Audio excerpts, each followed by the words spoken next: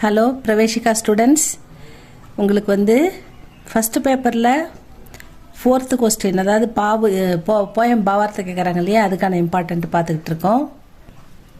அதில் 1 பார்த்துருக்கோம், இது செகண்டு. ஏன்னா அப்போ 4 கொடுத்து 2 கேட்குறாங்க, 10 மார்க்கு. ஸோ 2வது பார்க்குறோம்.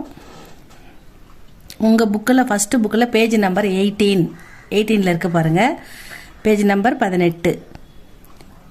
பிரதம் சபியதா ஜெய் ஜெய் ஜெய் ஜன் பாரத் அப்படின்னு ஆரம்பிக்கிற போயம் கொடுத்துருக்காங்க.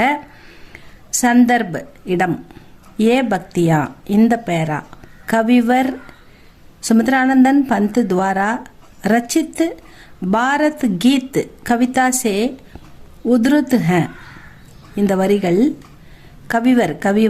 கவிஞர் சிறந்த கவிஞர் என்று அழைக்கப்படும் சுமித்ரானந்தன் பந்த் ஜி துவாரா அவர் மூலமாக ரச்சித் வழங்கப்பட்ட பாரத் கீத், இந்த கவிதையோட பேரு பாரத் கீத் கவிதா சே உதிருத்துக, இந்த பாரத் கீத் என்ற கவிதையிலிருந்து உதிர்ந்தது இந்த வரிகள் அப்படின்னு கொடுத்துருக்காரு.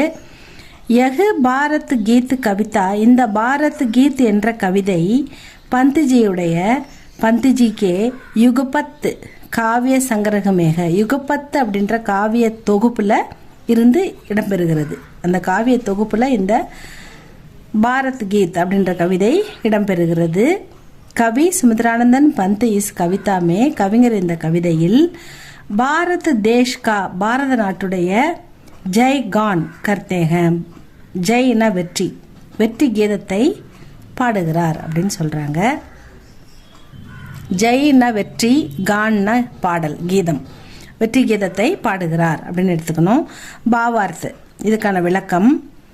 இன் பக்தியோமே இந்த பேராவில் கவிஞர் ககத்தேக கூறுகிறார் கி அநேக கஷேத்ரோமே பல இடங்களில் பாரதம் சாரி துனியாக்கே இந்த உலகத்துக்கே, இந்த முழு உலகத்து, சாரினா முழு, துனியானா உலகம், இந்த முழு உலகத்துக்குமே கேளியே 10 பிரதர்ஷன்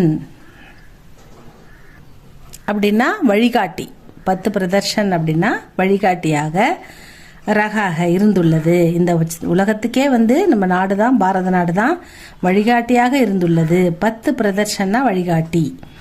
கவி ககத்தேகன் கவிஞர் கூறுகிறார், ஹே பாரத், ஓ பாரதமே, சபியதா அப்படின்னா தெரியும் உங்களுக்கு, நாகரிக வளர்ச்சி. சபியத்தானா நாகரிகம். சபியதா கா ஜன்ம, நாகரிகம் பிறந்தது. பி சப்சே பகலே, எல்லா இடத்த விட, எல்லா கண்ட்ரியை விட, எல்லா உலக